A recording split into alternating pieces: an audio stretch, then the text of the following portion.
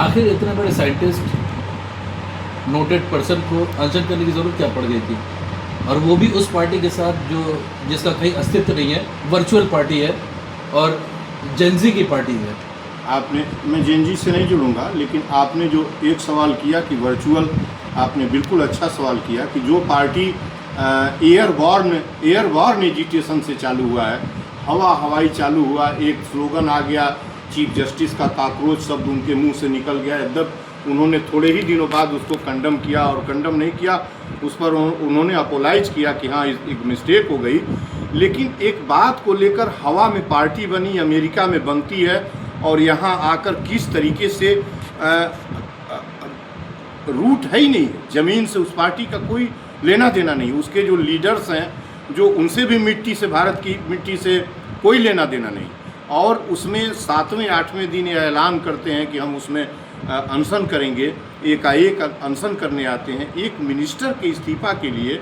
और आपने सवाल बहुत अच्छा किया कि एक क्या ज़रूरत थी इतनी बड़ी इस्तीफे के लिए, मंत्री के इस्तीफे के लिए, जो उस सरकार में जो 12 वर्षों में एक चपरासी का इस्तीफा जिन्होंने नहीं लिया, राज्य मंत्री का इस्तीफा नहीं लिया, उनसे क्या उम्मीद करते हैं? और हम कह रहे हैं को इस्तीफा दे दे तो क्या एजुकेशन का सारा, क्या कल से पेपर लीक नहीं होगा? क्या सब कुछ ठीक हो जाएगा? किस तरह वो जिद पर अड़े हुए हैं। और ये तो अनडेमोक्रेटिक हुकूमत है ही है नरेंद्र मोदी की। मुझे नहीं लगता कि उनको शेर को मारने के लिए काम करना चाहिए। क्या गीदड़ को मारने के लिए आए हुए हैं? ये सोनम वांगचुक के इस फास्टिंग का, अनटू डेथ फास्टिंग का, मुझे समझ में नहीं आ रहा है कि सच में हंगर स्ट्राइक वही फास्टिंग हंगर स्ट्राइक है, अनटू डेथ है हंगर स्ट्राइक, उनकी डिमांड न पूरी हो। इसका सच में ग्राउंड रियलिटी इस किस तरीके से इस आंदोलन से जुटे हैं, और इस आंदोलन का रूट नहीं है। अगर इस आंदोलन के दौरान, इस हंगर स्ट्राइक के बीच सोनम वांगचुक को कुछ भी हो जाता है, तो क्या लगता है कि इसके बाद सरकार की आंख खुलेगी या नहीं?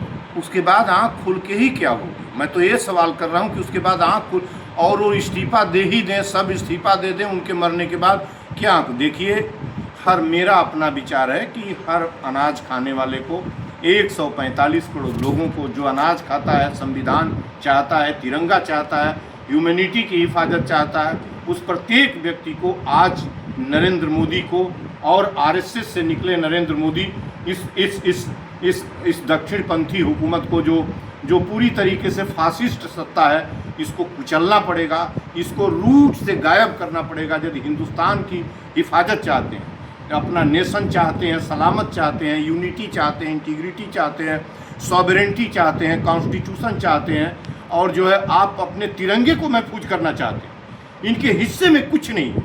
तिरंगे को कुचलकर भगवा धर्मध्वज फहराएंगे, हिंदू राष्ट्र बनाएंगे, कुचलेंगे, संविधान तोड़ेंगे, सब कुछ करेंगे, मनुष्यता का पतन करेंगे। आपने एक चीज़ पॉइंट आउट किया है कि इसका कहीं रूट नहीं है, और इतने बड़े इमिनेंट पर्सन को इस कॉज के लिए नहीं हंगर स्ट्राइक नहीं करना चाहिए। मिस्टेक हो गई है जहाँ भी हुई। आप उनके जा रहे हैं, आप दिल्ली, आपको आज रात जी, उनके जीवन बचाने की बात। आपको दिल्ली जाना है जी। मुझे काकरोच आंदोलन से कुछ नहीं करना है। आप भैया जी बता दें, आपको बता देना चाहते हैं, आप अनुभवी और पुराने एडिटर हैं।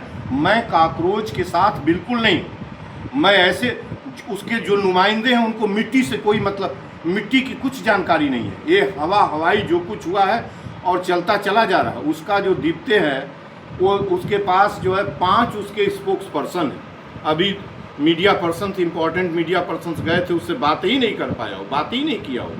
तो इन लोगों को मैं केवल उस इन्वायरमेंटलिस्ट के लिए जा रहा हूँ, उस शिक्षाविद जो बच्चों की शिक्षा के लिए, पर्यावरण के लिए, जिसके अंदर मनुष्यता है, जो नेशनलिटी से भरा हुआ है। आपको लगता है कि आपके मूवमेंट के बाद वो ब्रेक करेंगे? मेरे मूवमेंट के बाद मैंने कल खत लिखना चालू किया। आपको पता होगा कि कल ही नोटिस हुई है।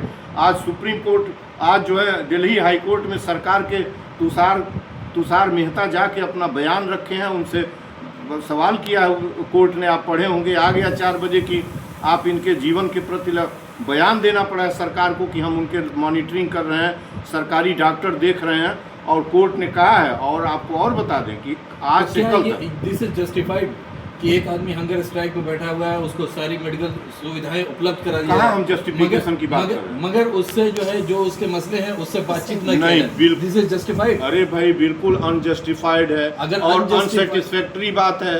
हाँ, वो बात क्या कर रहा, आप उससे संवाद, वो तो उसके जीवन बचाने के लिए कोशिश हो रही है, मैं बिल्कुल इससे सहमत नहीं हूँ, लेकिन अभी तो उनके जीवन को बचाना है। मैं तो बराबर ये कह रहा हूँ। और देखिए, मैं आपको बता देना चाहता हूँ कि मैं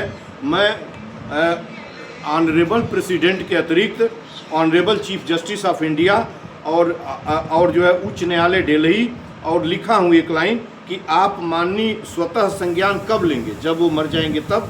और उसके नीचे मैं लिखा हूँ अन्ना हजारे, बामन मेश्राम, सुब्रमण्यम स्वामी, नीतीश कुमार, राहुल गांधी, मल्लिकार्जुन खड़गे, फारूक अब्दुल्ला, राजनाथ सिंह, सोनिया गांधी। अभी आपका अगला स्टेप क्या है? मेरा अगला स्टेप देखिए, मेरे आंखों पर देखिए सूजन, मैं जब बोल देता हूँ सांस फूलता है। मुझे बस से उससे जाना था, वो जनरत से जाना था। इतनी हीट है, इतनी गर्मी आज पड़ रही है कि मैं शायद इस समय न जाऊं, लेकिन मैं दिल्ली शीघ्र ही, मैंने कहा था कि आज शाम तक यदि उनका अनशन नहीं स्थगित कराया गया तो मैं दिल्ली पहुंचूंगा और मैं दिल्ली में तिरंगा उठाऊंगा और हुकूमत को चलने दूंगा। दिल्ली में जब तिरंगा उठा लूंगा तो इस क्रूर जालिम की हुकूमत को पता चल जाएगा कि गांधी का तिरंगा यहाँ उठा है दिल्ली की ज़मीन पर।